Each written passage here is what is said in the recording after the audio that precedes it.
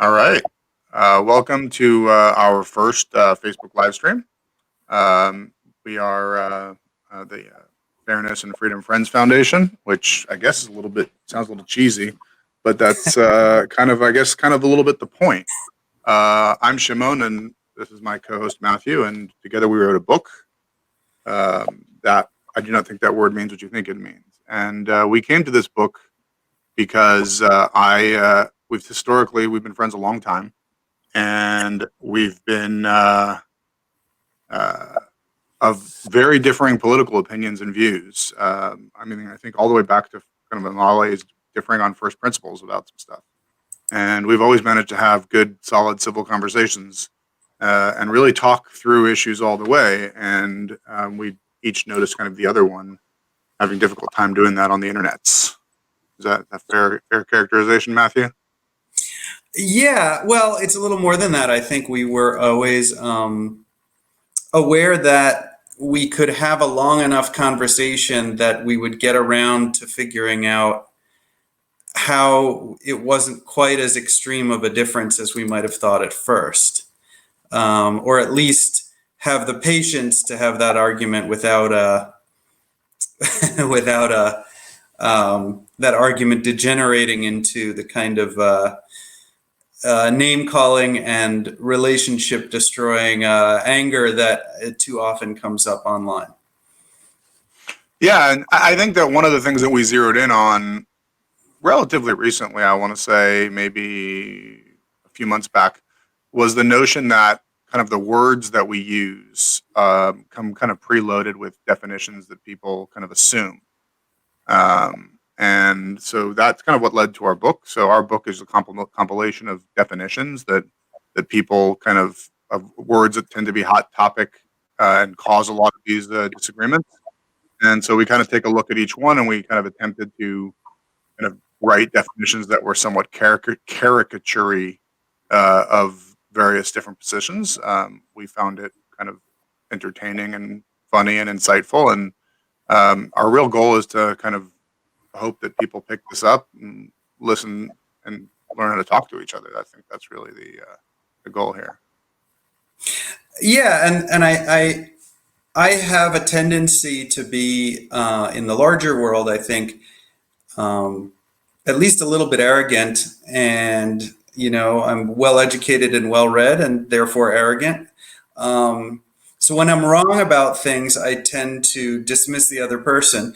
But for some reason, in conversations with you, I found that not only was I sometimes able to admit that I was wrong, but I could even hear it and be like, "Oh, okay," and so that sort of opened up a door to a higher quality of conversation that helps me with a little bit of humility that I probably need. Yeah, I guess so. So, I think that the format that we've kind of discussed and kind of gone, we launched a book. We're live on the book page, and kind of the format is kind of to go through some of these conversations and talk about issues that are what we think interesting from different viewpoints, and maybe offer some potential solutions or ask more questions. So you sent me an article about landlords and tenants and the issues therein. You wanna characterize the article real quick? I'm gonna post it into the live stream. Yeah, well, it made clear that it opened up a door to me where a lot more questions about the impact of Corona on landlords, and there's certainly been a lot of people struggling with Corona, struggling paying their own rent. And the article put a little more focus on the fact that when landlords don't receive rent, they suffer as well. And they're not all some, billionaire who owns a gazillion apartments and is squeezing all the working people. Sometimes it's other working people who are utterly dependent on the income from their rental properties to live. And a whole kind of range of issues were raised around that. So the article kind of deserves to speak for itself, but that was the questions that I came out of it with is like, what is this whole thing around ownership and renting and the set of relationships and the set of obligations, and how does this actually function, and who suffers when somebody can't pay their rent? Yeah, I think those are kind of excellent questions, and so I have to first of all, I rarely say this, but I have to give props to CNN on this article. They managed to take a very specific subset that would be sympathetic to them and to their kind of community, but they did, I think, kind of do a fair job of presenting to some extent both sides of the issue. The article here specifically talks about very small mom and pop landlords and points out that these people depend on that to live, the income from rental oftentimes as their income. And I think the article says, well, we don't get unemployment because we're landlords. And I think that's an interesting point, an interesting perspective. But I think that there's also a broader picture that is largely missed and not really thought about or considered. It's like, you said these gazillionaire landlords that own thousands of units was trying to squeeze everybody out. And the real estate business actually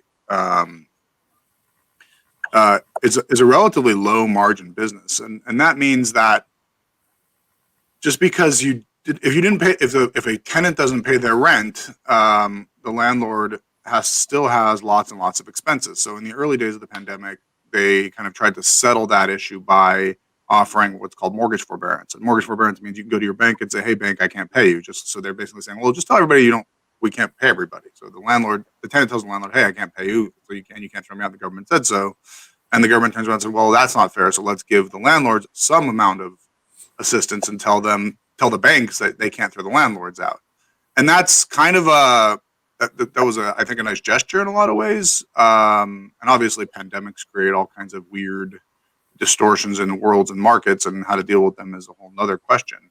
But I never saw considered anywhere in any analysis was the notion that, you know, a landlord has a lot of expenses that are not the mortgage. And maybe these mom and pop landlords don't have as much, but a commercial landlord certainly does. I mean, they have employees, they have to pay plumbers. I mean, the article does mention plumbers at one point in time. They got property taxes. And when you add up all of those things, commercial real estate is bought and sold on what are known as cap rates. And I guess this may be boring or not. I don't know if is this interesting to you, Matthew? I can only gauge by you. Is this stuff you know? Am I speaking basics? Am I too basic? No. I mean, I know it in outline, but I don't always know the specifics. But I want everyone to know that you are also speaking from a place of expertise, or at least active engagement in this, that you do some real work in this field. So it's not like you're kind of guessing at it from the outside as a philosopher. You actually help manage the properties, and that's a big difference. Sure. Yeah, I'm a big bad landlord at times. So at least I work for one. But so a cap rate is kind of what's a proxy for return on investment. And so if I can kind of make a percentage of what I paid for a property on an annual basis, then that is kind of ability for profit. So if I paid $100 for a building and the building makes $10 a year in income, then that would be a 10 cap rate or a 10% return on my investment. So there's a couple of things that go into that. One is that $10 does not represent the rent, right? That represents the net operating income, and we'll go into that in a second. The other is that property is expensive, and most landlords buy property not in cash, but on a mortgage financing, and that the cost of that financing comes out after the net operating income, right? So when you think about your net cash that you kind of make on an investment, so let's say usually cap rates are much lower than the 10% basic example that I gave. I just used those numbers for easy math. But like in Southern California, in the Los Angeles area, which is where I live, you're buying commercial real estate, you're getting a 4% cap rate or a 3% cap rate. And but if I went to a bank for a mortgage, the money's costing, I mean, now it's in the 3.5%, low 4% range. So if you're collecting all the rent, then you're basically breaking even, if that makes sense. And now, kind of back to the other piece, is that's net operating income. And so when people pay rents, right, the rents are kind of the top line that the landlord collects or is supposed to collect. And then they have all these expenses. They got plumbing and landscaping and heating and often utilities, depends on kind of the rental contract and all those things, before they ever get to a point where they're taking profit and putting it in their pockets. And so if at the bottom line, the margin is pretty thin, and people stop paying at the top line, you are creating a cascading problem that just helping with the mortgage doesn't necessarily solve. Correct. Can you hear me? Because it looks like my video froze for a second. Looks like you froze, but your audio seems to still be working.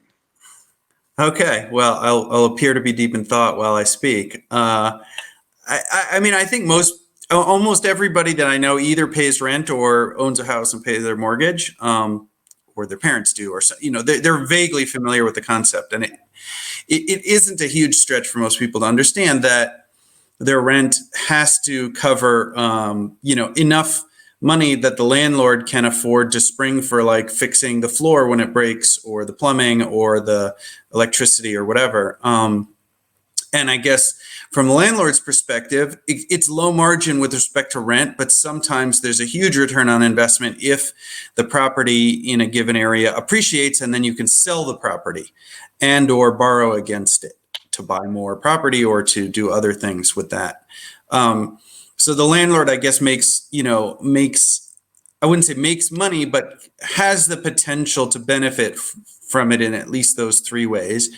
And also has more liabilities from it, that the landlord generally has to cover the property taxes and the downsides, as far as like, oh, well, you have to put in a handicapped ramp, or you have to be up to code in this way or this new way that's, now you have to earthquake proof it or whatever.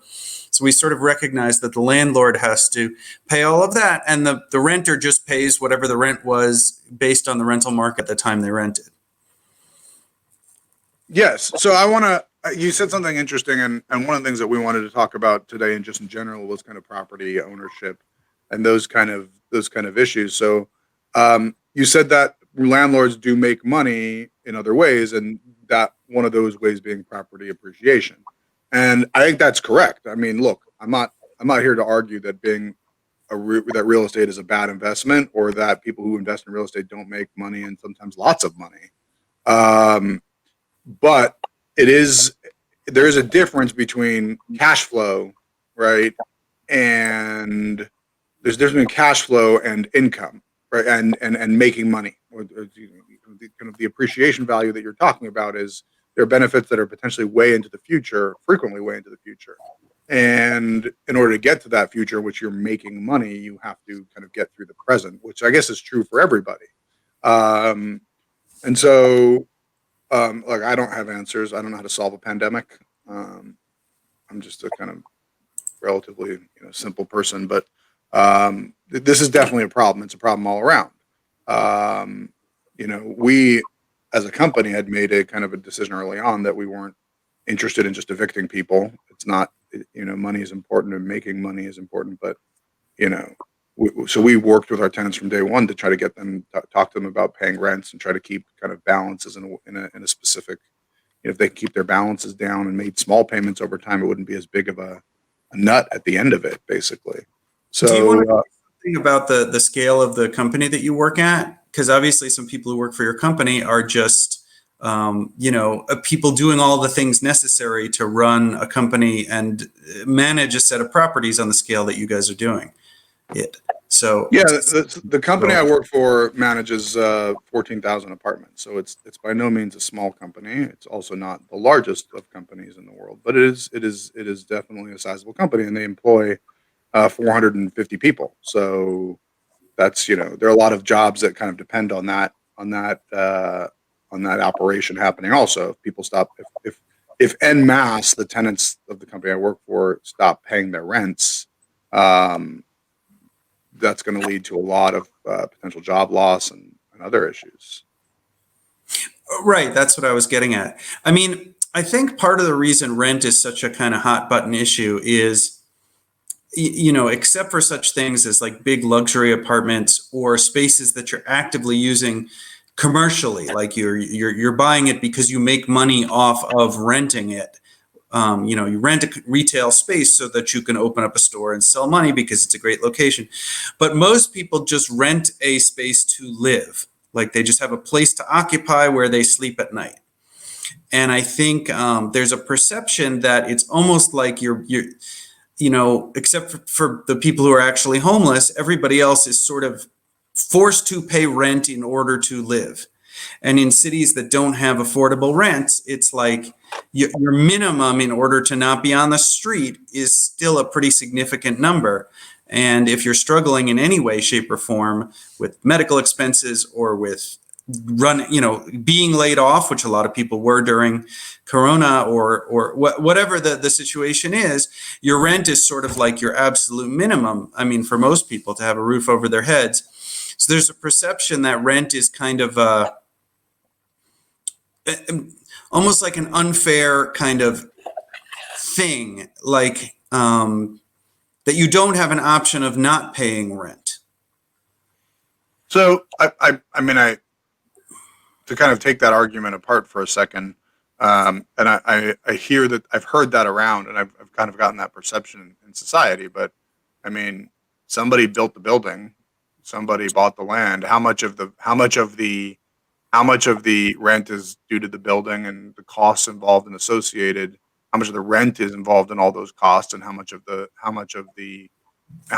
is not? And once again, what's the kind of the ongoing cash flow profit of the rent that is being collected? So I guess if you want to take this conversation kind of all the way back to first principles, the question is it okay to own something? And maybe more specifically, you're asking, is it okay to own property? But like, if the real estate company that developed the apartments didn't exist, then the apartment wouldn't exist.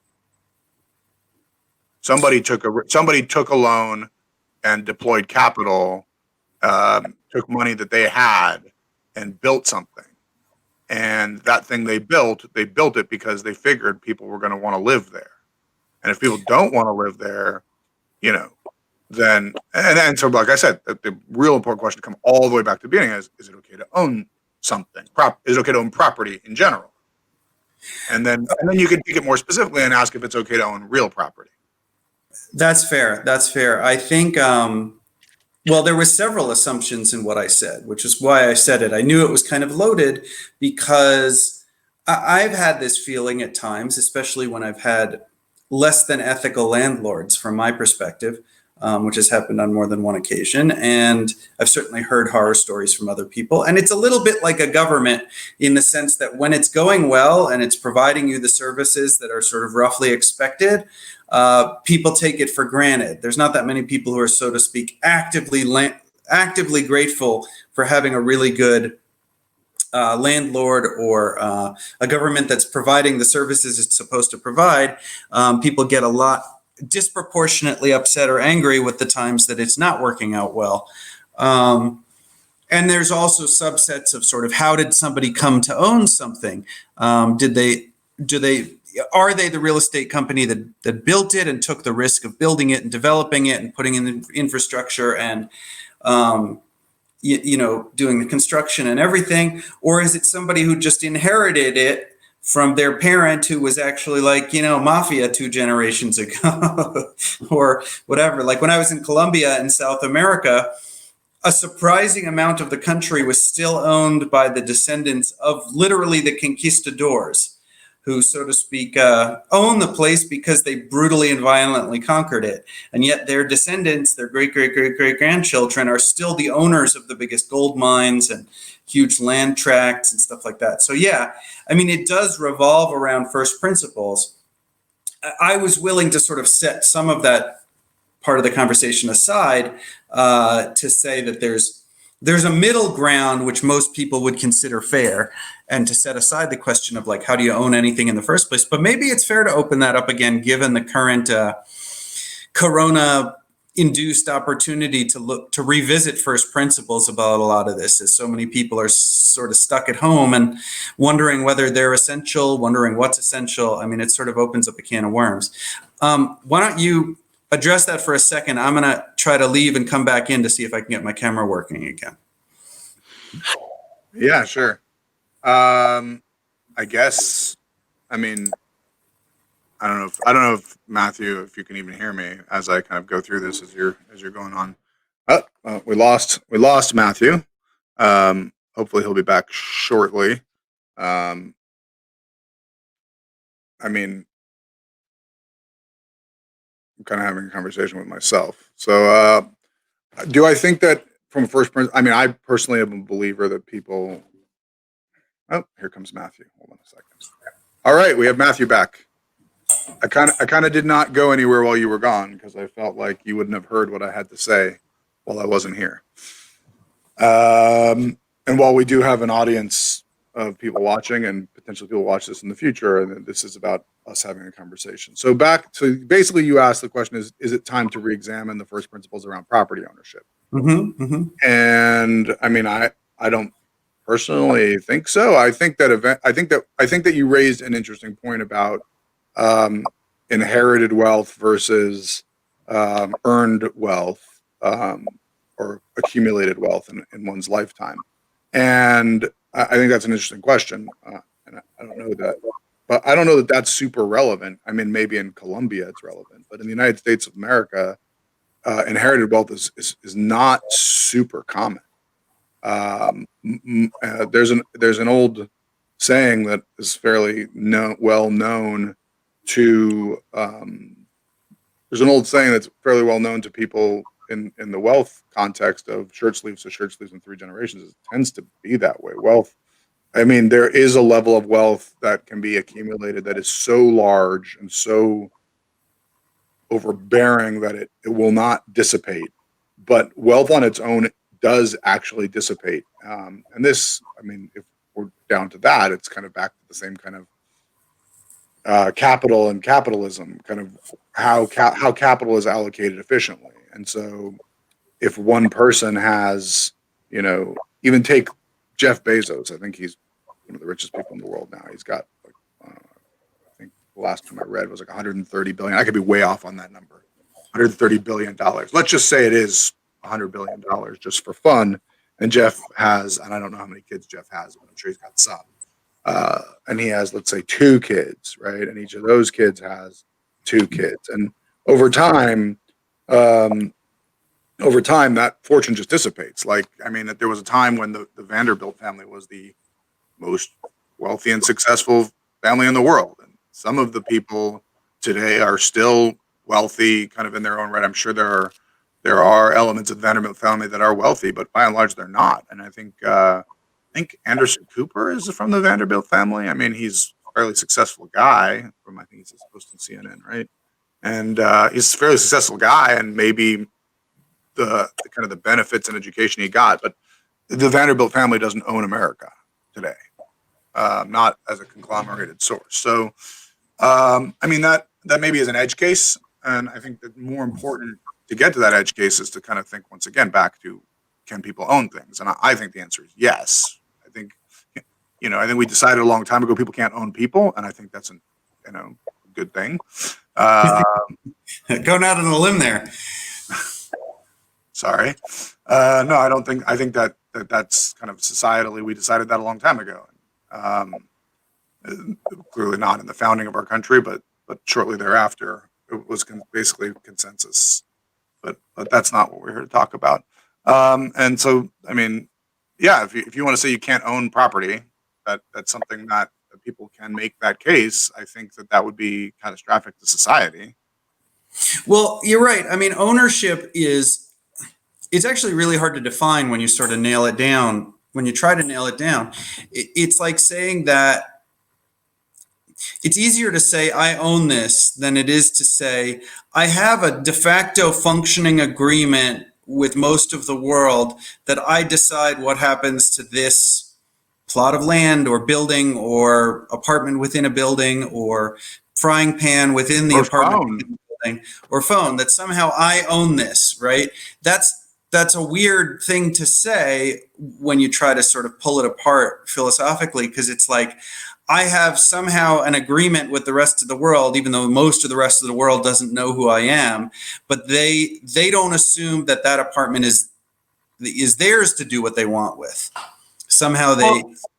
So yeah, the foundation, some of the most important and radical revolutionary foundational ideas that led to the founding of the United States have to do with property rights. And if you look at our judicial system throughout, property rights are kind of very large portion of kind of what goes on there. And because there's this old adage that possession is 9/10 of the law.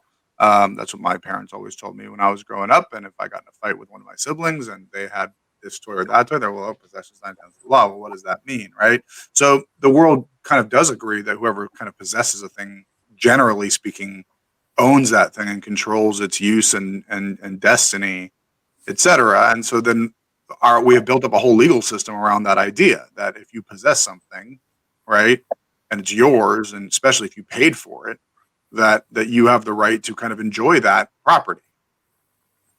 And I mean, I don't think that's that odd. I mean, the fact that most of the world doesn't know that you own the hat you're wearing, I mean, very few people are going to decide to come and take that hat off your head.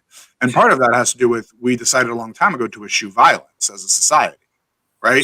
So theoretically, I'm bigger than you. I can come take the hat and say, now it's my hat, right? That was a world of. Well, I think it's worth revisiting just because of the, you might say, the new popularity of socialism.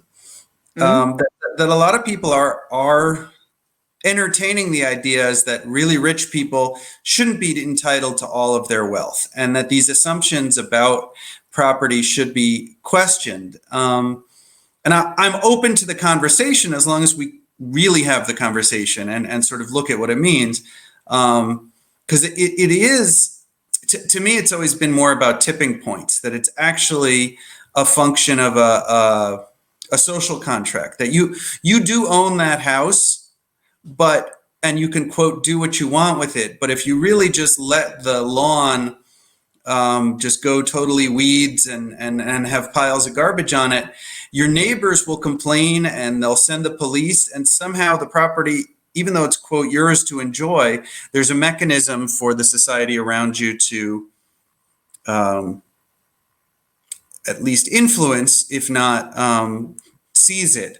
Property tax is a whole other level of that. Like, there's a farm in my hometown that happens to be owned by this one family, and it's near the water. And for a number of reasons, they never broke it up. And it was like co-owned by, I think, 4 of the grandchildren of the original person who had built the farm. And just to keep owning it, they had to come up with something on the order of, I don't know, $65,000 a year just in property taxes, because that part of the world is mostly subdivided into little suburban plots, and they don't really have an easement or whatever to make the property tax affordable. So they basically had to, like, rent out every corner of every cottage on the property, pretty much just to pay the property tax. Otherwise, the government will come and take the property away from them for non-payment of property tax. That's okay. So there's a lot in that little anecdote, and I find it fascinating, and kind of the general pictures that it kind of sent me in thinking about. And this may take things in kind of a wholly different direction, but I guess at the root, the question is that the local authority, and we could talk about what constitutes authority, made a determination that the base value of that land should have a higher productive value. Meaning, in most places, especially in rural hometowns, property taxes, generally speaking, are not that onerous. I mean, I'm sure everybody complains about them, right? And right.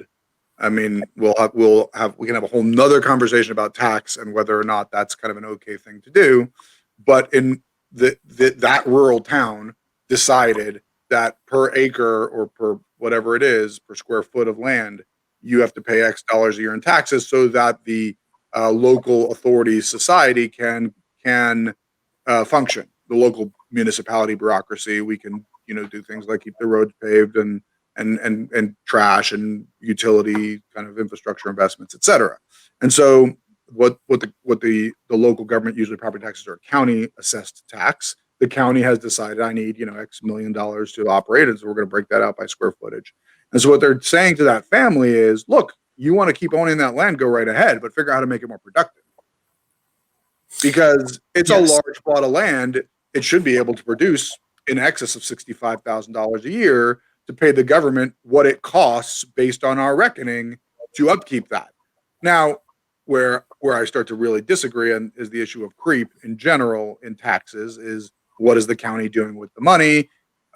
Are they really just using it for the basic kind of common good? And how do you define that? And how do you decide that? And that kind of brings up a whole other kind of host of questions and issues to talk about, which I'm sure we'll get into. But I think that that's a kind of a very capitalist way of the local government telling that family that, use your land or surrender it or sell it to somebody else who will use it. Yeah, it's an extreme case. It just happens to be one that I saw firsthand. I have a friend who rents one of the cottages on that place and met a couple of the landlords. And so I heard about a couple of the, there's, you can argue that there's reasons for certain properties to be allowed to be, quote, historical markers and therefore not have to, if you happen to be a church in the center of downtown New York, well, that land is worth a lot more if they bulldoze the church and put up a 50-story skyscraper. But there's also kind of historical reasons and community reasons to not bulldoze every church. I think there's actually one skyscraper in New York that was literally built on stilts above a church. And it goes like 80 stories above this sort of church in the bottom in the middle of Midtown Manhattan. That's cool. I've never seen that, but I mean, by and large, churches are exempt from paying taxes and property taxes. So that is one way, and these are ways of kind of like society has built up to, at the same time, both kind of protect the interests of society, and we can discuss what that means, and also keep capital moving. So you're correct. A large church or even a small church in a very, very sought after real estate location is not going to be able to raise enough money on a regular basis to pay what would be the normal property taxes, because churches, by and large, are not profitable enterprises. Yeah, Joel Osteen accepted. There are certainly exceptions, and then to kind of unpack that, you're going to have to define profit. But no, you're right. So there's a bunch of kind of I would call them almost like tipping points that come back to sort of our ethics about what a market is or what fairness is, or like almost all people would agree that just because a landlord owns a property and rents it out doesn't give the landlord the right to, for example, not maintain it. Not like it's very hard for especially poor tenants to, quote, enforce the terms of a lease that requires that the landlord fix the walls or, exterminate the termites or just keep the plumbing working or, whatever the standard things are that are usually among the landlord obligations. And if a landlord's totally derelict in this, quote, a slumlord, most people would say that should impact the society's willingness to accept the full ownership of that landlord of that property. That if a landlord's not meeting, society doesn't. And so just kind of like, kind of back to anecdotes, like if the landlord allows an infestation of pests into a house and doesn't do anything about it, then that landlord is legally liable, and the judgments are not small in these kind of cases. And there are lawyers that make their whole career. I mean, there are lawyers that make their whole career on this. There's lawyers that specialize in bed bugs, for example, and they advertise on billboards. Have you had bed bugs? And they're looking for I think they have maybe some place in society because they're, in their minds, they're kind of helping the downtrodden. Mind you, they take a large cut of any of the quote profits, but it does lead to, on the other side, some abuse. The So judgments, you mean? Yeah. what? Of the judgments. I wouldn't Of the quite call jail, yeah, a lawyer will, they advertise a billboard, says, hey, do you have bed bugs? Give me a call. And then the person calls, says, hey, I have bed bugs. Now, if the person called the landlord and the landlord is really stiffing them, right, and saying, screw you, I'm not, solving your bed bug problem, it's your problem, then that's the kind of case that lawyer is going to salivate over, right? Because he's going to take that person, especially if it would be a large corporate landlord, he's going to take that person to court, drag them in front of a jury, and say, look, this person had bed bugs, this guy refused to do anything about it, right? And that's gonna generate millions of dollars for his tenant. So that landlord, which incentivizes landlords, and this happens all the time. Now, back, this is we're kind of digressing here quite a bit, but I think it's interesting. If you don't, then jump in and kind of divert me.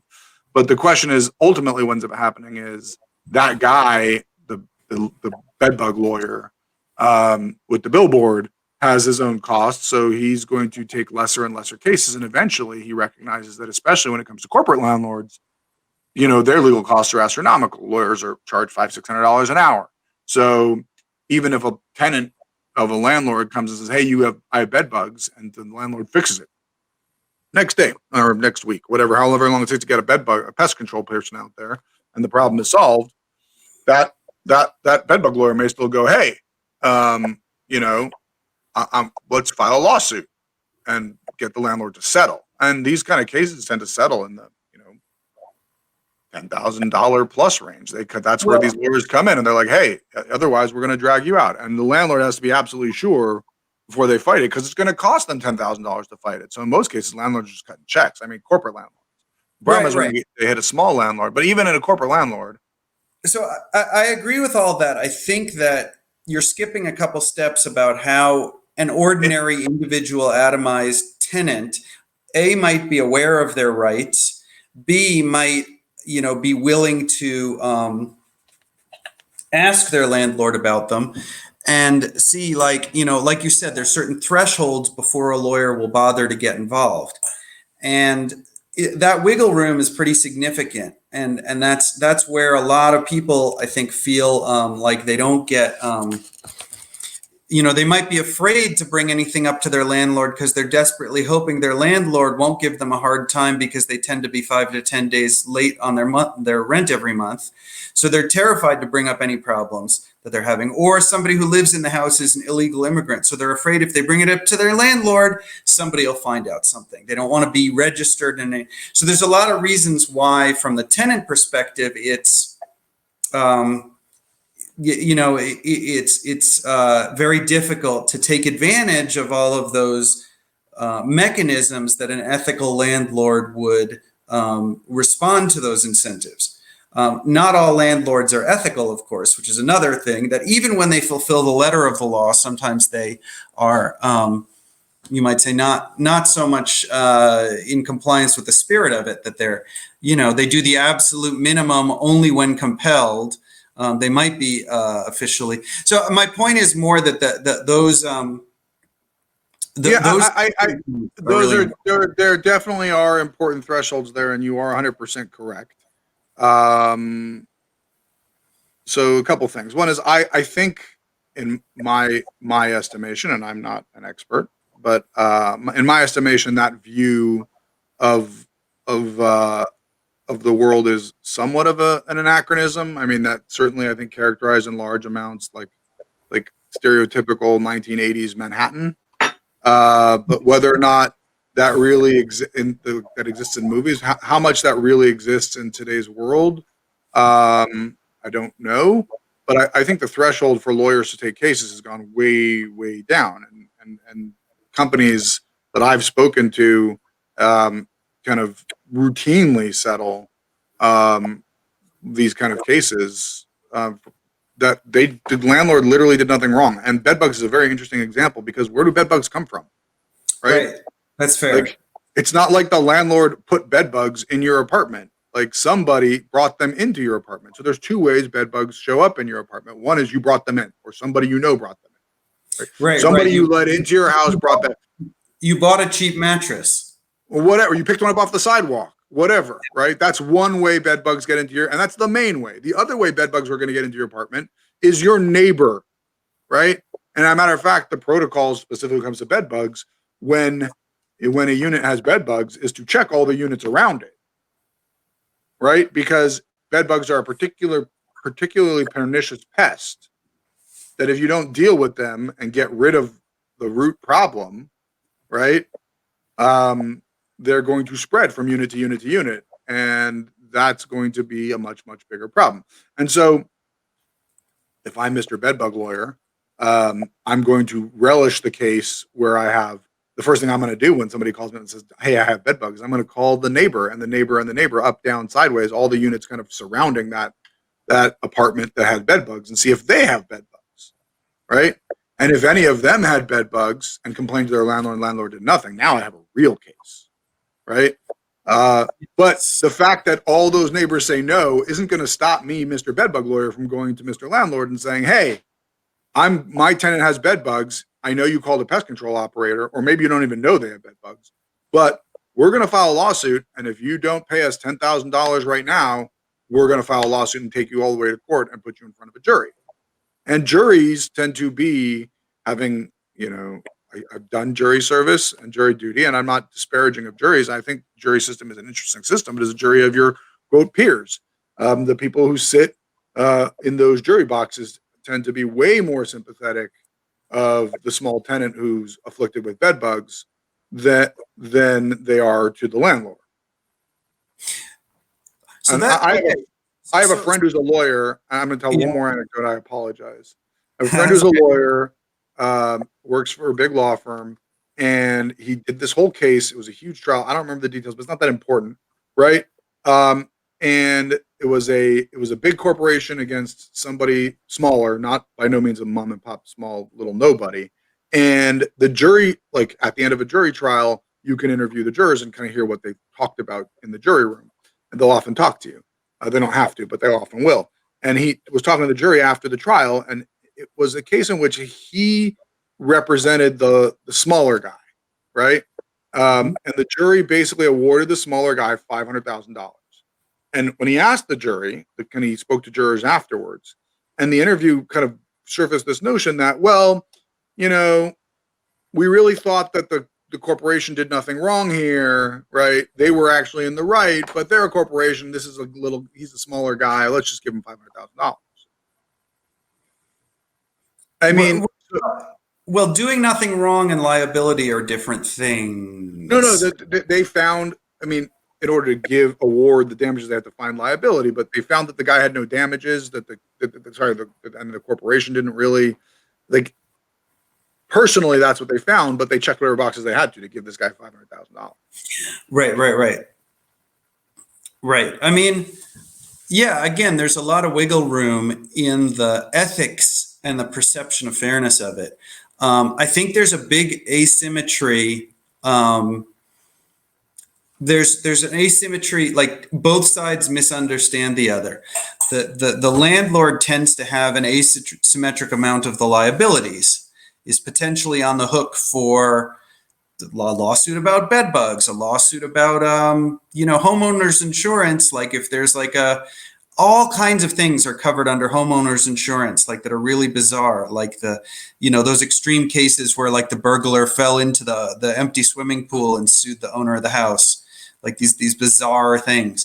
So there's this whole thing about the liability of a landlord or a property ownership company or whatever is disproportionately larger than I think most ordinary people understand, because they deal with it on an atomized basis, except for the lawyers. But then the tenants have a disproportionate vulnerability that if you don't have a home, you're homeless. It's an extreme vulnerability, especially if you're living month to month or week to week or hand to mouth or whatever the term is. When you don't have enough money, you don't know if you have enough money to pay the rent, you have a severe consequence of not making your rent at the end of the month, that it hits people in the gut in a very different way than saying, oh, you're on the hook for a few $1,000,000 from the 50 apartments that you own. You can afford it. Nothing bad's going to happen to you except you have to move around your financing. I mean, that's the perception. It's not fair in either way. You know what I mean? Absolutely. We would do well as a society to learn how to better balance issues and perceptions. And I think that, I can't, I don't have all the answers to that. I think it requires a lot more goodwill, which is something that we seem to be missing in a society. And, as I get older in life and have more experience, I tend to moderate kind of from that perspective, because I believe that the world is a lot more nuanced and gray than it looks. And I think it's important to go back and have those kind of first principles conversations. Like, in some way, we just did a little bit. I mean, and there's a lot more and a lot deeper that we can go on each of these topics, and potentially will kind of in the future. Well, that actually, so I think both you and I have gravitated a little bit towards sort of like seeing market forces rather than engineered incentives from a government or whatever as like slightly preferable. Real estate is a very slow market to move around, meaning like it takes a while for a property to change hands, to buy or sell a property. Even just the process of buying or selling could take 6 months or a year or more to close on the property. Whenever you sign a lease, whenever you rent a place, the rent is not what are those mortgages that change the rate sometimes? Variable rate or adjustable rate mortgage. Yeah, I don't think I've heard of any variable rents where I mean, there's a few places where I know where it's seasonal, like it's much higher in the winter at a ski resort and it's much higher in the summer in a beach town, but it's not dynamic, meaning like most people's rents, the market. Well, actually, the opposite. And okay, you're going to say the market dictates, but I apologize for cutting you off. But the opposite is the trend is actually in the opposite direction. Most places are moving towards some form of rent control, where not only is the rent not variable, it's fixed to a degree, and what degree is going to depend on local law. But more and more municipalities are enacting rent control, and that has all kinds of other I apologize, I lost the word I was going to use. Yeah, but I think the more interesting thing that you were going to say, I apologize, was more market-based forces, right? That the market, in theory, and it tends to move slowly, but the market does dictate, supply and demand and price. The reason why rent is what it is in a certain location is because, on average, more people want to rent than there are places to rent, and that causes rent to go up. And when, on average, less people want to rent than there are places to rent, then rent goes down.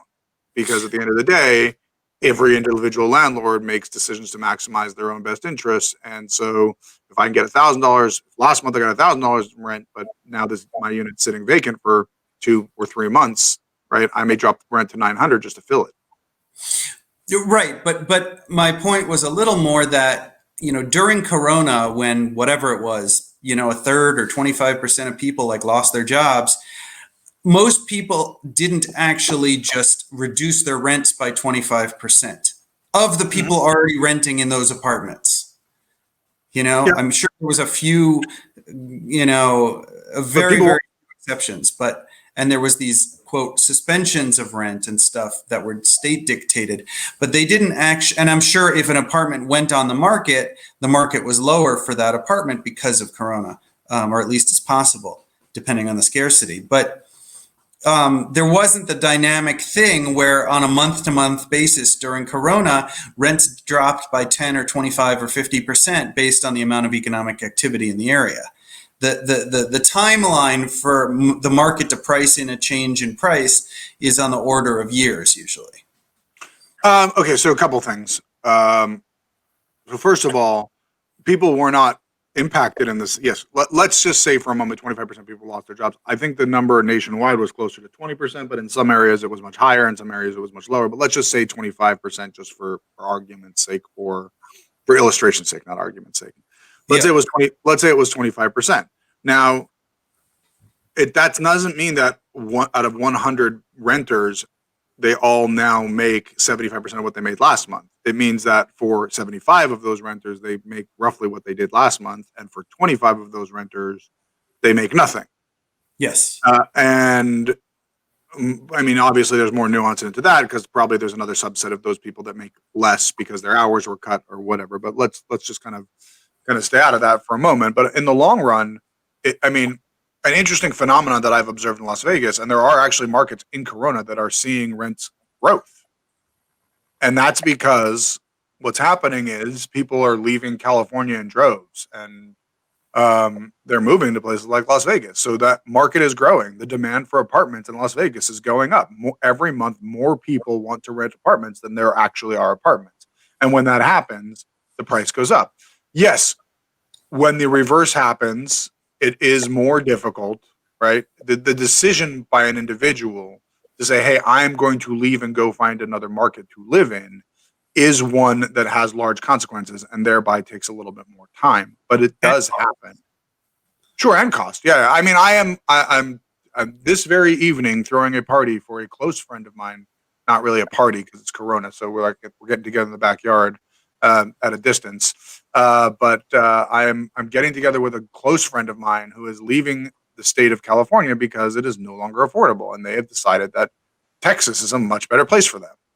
And I can't disagree with them, even though I'm sad to lose a friend. Obviously, not lose a friend, but lose a friend that's kind of nearby. But this these things are happening constantly and all over the place, and that is the nature of markets, and the nature of markets in the aggregate, the kind of the will, and there's what's called price discovery. And I think that we should do a whole nother conversation on markets and price because we're getting a little long here on this live stream. We're coming up on the hour mark. But I mean, I think it's an interesting conversation, and I think it should be had. And I think we should have it because I enjoy having conversations with you. Yeah. There's a place where it dovetails, which I think we've touched on a little bit before, which is like the rent is too damn high. Well, why is the rent too high? Most people that I know of in most places feel like the rent is too high. Mm-hmm. If they want to live somewhere, then they chose to live there, then they're paying the rent to be in that place, but there's a scarcity of apartments, and so the rent is very high in most coastal cities, in Tel Aviv, London, New York, Sydney, all these places. But I think that you have actually helped convince me over the course of some of our conversations that that's not because there's these greedy landlords or high property taxes. It's actually a market failure. That, like, almost by definition, if the rents are going up that much, then there's demand for housing and there should be more housing built. And if there are limitations on building housing, then the market is failing. And who's going to pay the price of that market failure? It's individual landlords, and this is an incentive thing that you mentioned before, might actually be incentivized to go into their local housing council or zoning meeting and try to keep there from being enough housing built in the area, because it allows them to keep charging a huge profit over a property that they built when supply and demand might have been functioning where they were. So they locally might have an incentive to block the creation of enough housing, to allow demand side of the curve, or I should say the supply side of the curve, to catch up to the demand.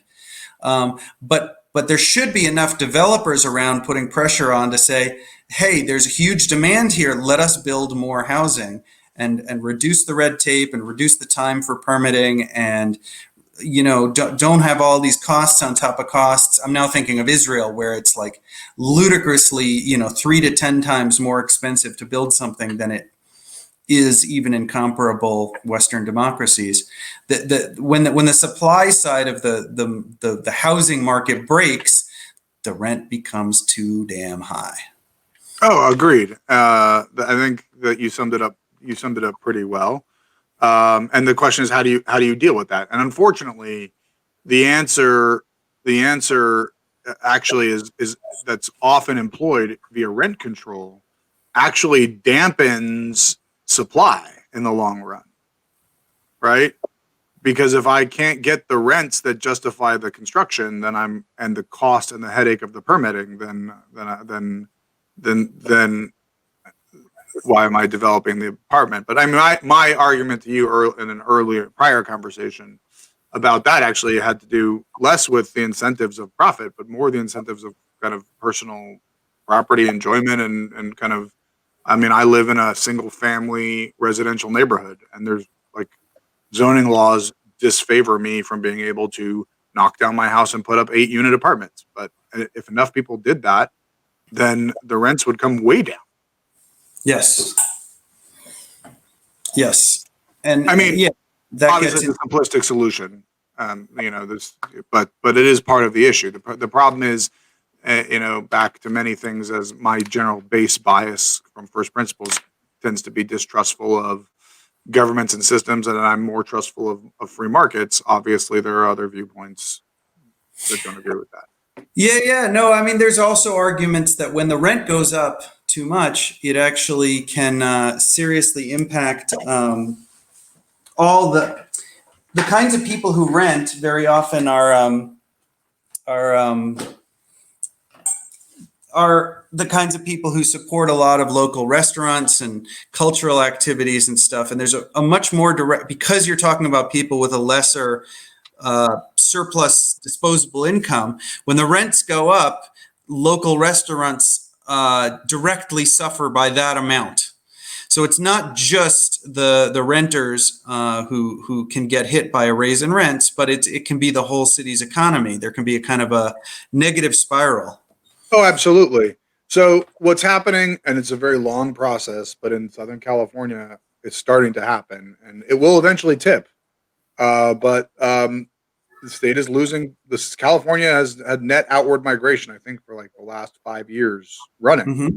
And Mm-hmm. that outward migration is not happening from the rural areas of California. It's happening from the dense urban areas of California. It's because if you go to a place like San Francisco or Los Angeles, you literally like walk out your door and you step in crap, literal like feces, Human crap. Yeah. human feces left by a person who decided they'd rather live on the street and not pay rent.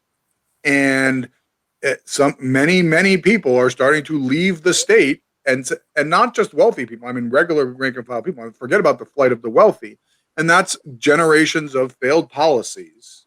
And generations, I mean, political generations, not actual generations. I mean, California has probably been roughly mismanaged for a generation or so, but you have a compounding effect where the political class of California is elected based on union membership, and they don't really care. Policy, nobody ever dictates, makes political decisions based on policy outcomes, and you end up with very bad policy, and the people leave. And California is entering that kind of a death spiral. I mean, it'll take decades for it to happen, or it'll turn around, and people will wake up and be more politically engaged and demand different from their elected representatives. Yeah, I mean, it seems to me like a win-win is not that difficult to engineer. From what I've heard, like Berlin had or maybe they have a kind of weird combination of rent control and developer incentives, that it's like a landlord can look at, a market going up and say, I want to charge more rent. So they go roughly to ask the city for permission. And if the city decides that the net negative is too much for them to raise the rents, it's a hardship for the people, or it's going to impact the local restaurants or everything like that, they say to the landlord, no. But every time they say no, that landlord gets sort of a subsidized first bidding right to build more housing, to fractionally invest in developments that will then address the need for more housing. If the rents are going up, that means there needs to be more supply. So the city opens up more land to be developed, and those landlords who had the potential to raise the rent are the ones who get the first right to invest in those developments. So that seems like a stab in the right direction, because it's sort of both sides of it. It's certainly at first blush an interesting concept. I don't know, and I don't live in Berlin, so I couldn't really tell you. But it sounds like an interesting idea. Of course, it all comes down to implementation, and Yeah, the devil's in the details with anything like this, and like you said, there's like if you get this wrong, there really is a death spiral, and I think that's you got to create the urgency among enough of the decision makers to realize that this has terrible negative consequences. When the rent is too damn high, you wind up like you see these sort of comical science, I mean, they're not funny, but these extreme science fiction dystopia downtown San Francisco and Los Angeles, where there's 40,000 strong homeless communities who've just colonized like chunks of the city. And it's like, it's unlivable. It's horrific. Well, the problem is that the incentives are messed up, right? So let's just think about this. The incentives are messed up because the mayor of Los Angeles, Eric Garcetti, everybody knows he is only in that job so that he can move on to some other higher political job or be able to cash it in for some very slushy corporate job, right?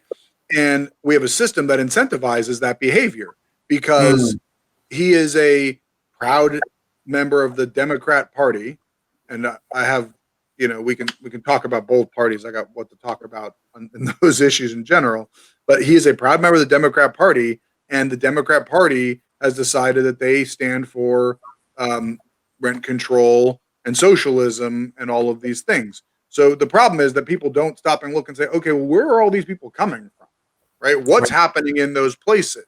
So Eric Garcetti does things that always are going to look good at whatever office he's angling for, right? And impress the people that make the decisions within his party so that he can move on to the next highest office. So he is not maximizing what's best for Long Beach. Plus, he's only going to be mayor of LA for, well, I don't know. I think LA has term limits of two terms, but I don't know. And so he's not going to fix things. So all he has to do is try to make sure it doesn't get that much worse under his stewardship, and that he can blame whatever problems arise on somebody else so that he can move on to his next office. Right. What are Democrats going to do once they don't have Trump to blame anymore? I don't know. I think it'll be interesting. Okay. First of all, they're going to blame Republicans. That's going to depend on what happens. And the Democrats blame Republicans before there was a Trump phenomenon. Republicans blame Democrats. That's once again a whole nother story. But the bottom line, and I think to kind of wrap this up, to me anyway, and we can have further conversation on this as we go. But to wrap this up, yes, there are, going to come all the way full circle. Yes, there are interesting issues that arise from the landlord-tenant relationship and the questions about ownership and whether ownership is okay and whether we should be, as a society, rethinking ownership. It's certainly okay to have conversations about that. Most importantly is that people should get together and have conversations and, be informed and learn, more about what's going on around you and ask questions. And that there are no bad questions, in my opinion. I think you keep asking questions and you keep engaging in conversations with people. I find that I get furthest talking to people I disagree with rather than people I agree with. And we as a society need to learn how to disagree better. Not more, but better.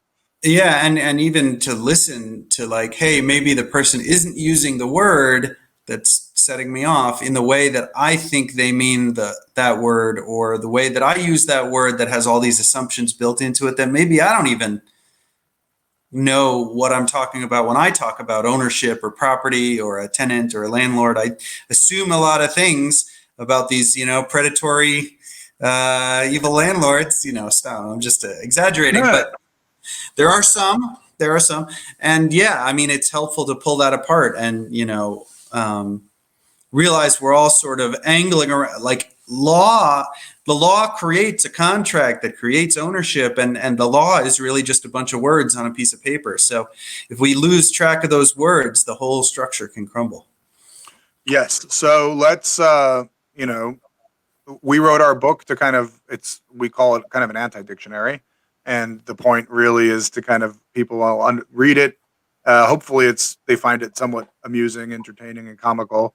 But really it's meant to challenge, for people to challenge their own internal assumptions. Like when I'm having that conversation, when Matthew said, hey, maybe people shouldn't own stuff anymore, right? And then I said, hey, well, let's have that conversation. Let's talk about what does that mean? What does ownership mean at the end of the day? Like, are we saying I could just take your hat? And like, I didn't make an base assumption about what Matthew meant about it. I asked clarifying questions, and we moved on and had a conversation. And that's what I think, that's what society needs more of. So that's what we're here for. Buy our book, like our page. We're going to try to do this, I think, on the weekly.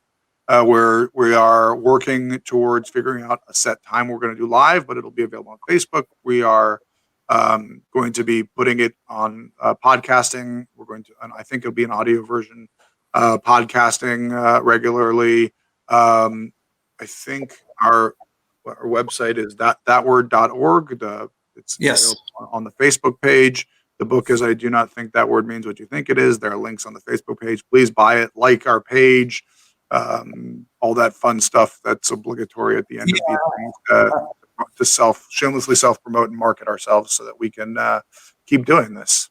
Well, we'll say that it's the perfect. It's the last minute. If you're doing last minute Christmas shopping, this is the perfect gift for the friend that you defriended or the uncle that you argued with on Thanksgiving, to be able to give the book that maybe. I do not think that word means what you think it means. And hopefully it spurs some good and interesting conversations with people you disagree with, because that's how we make society a better place, is by getting together and having different ideas. And you know, I had this conversation. I was telling this to somebody. I get this notion that good ideas tend to age well. And so, you know, let's kind of challenge ideas and assumptions and have conversations, and you know, hopefully we kind of fix the world a little bit, or at least our corner of it. Happy holidays, everybody. Yes, happy holidays and a happy new year.